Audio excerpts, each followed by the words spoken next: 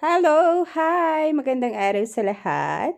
So ngayon naman ay, hindi, saglit mag-greet muna pala ako. Happy Valentine's sa ating lahat. Ako na ang unang mag-greet So ito naman, nakikita natin ngayon ang part of Panagbenga Festival.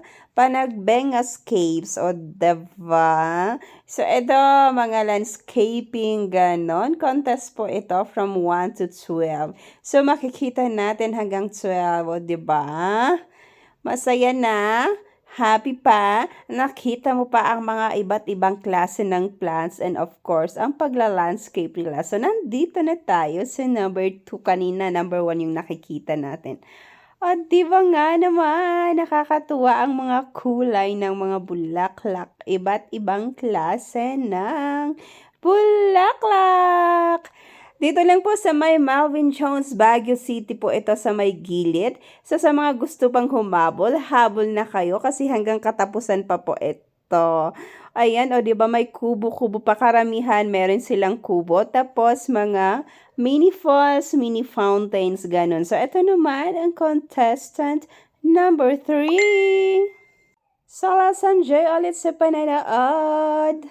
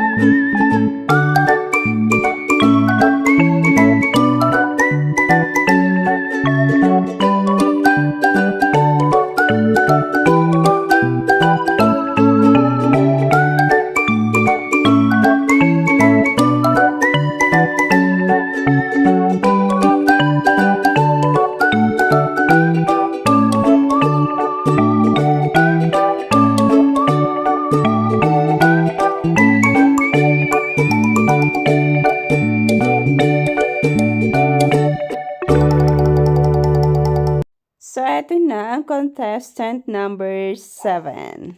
Hindi kasi tayo pwedeng pumasok sa sa loob, kaya hanggang video lang talaga tayo dito sa labas. So, eto naman ang contestant number 8. Ang daming nga sanang magandang ma-videohan yung mga mini falls nila, ganun upuan, pero hindi pwede.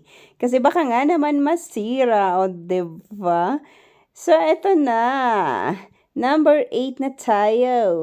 Tuloy-tuloy lang natin hanggang matapos ang number 12. Ito pala, may mga binebenta din silang mga flowers at mga iba't ibang klase ng fruit tree, ganon.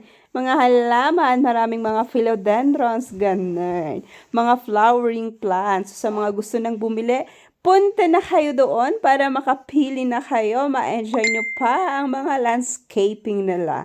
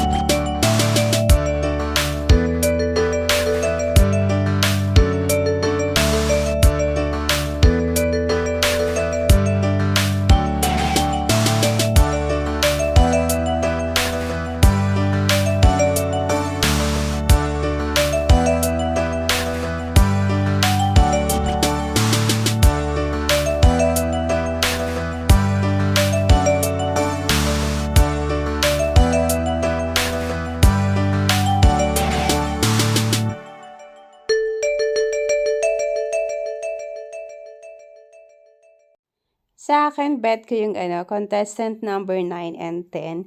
So, syempre, magpakita na rin tayo. Nandito na kami sa 12, o diba? Ayan, so natapos na tayong mag-video. So, thank you so much everyone ulit sa panonood. Syempre, rampa-rampa din tayo pag may time. Hi, hello, ganyan lang po. Pakaway-kaway lang tayo. So, thank you so much everyone ulit sa panonood. So, ito na, malapit na talaga tayong matapos. So, thank you so much everyone ulit sa pag-support lagi sa channel ko, sa mga laging nandiyan na nanonood, sa nasa ibang countries, ayan, sa mga friends ko, mga pinsan, nasa Hong Kong, ganon. Ito na ang picture ko. Bye-bye! Thank you, thank you!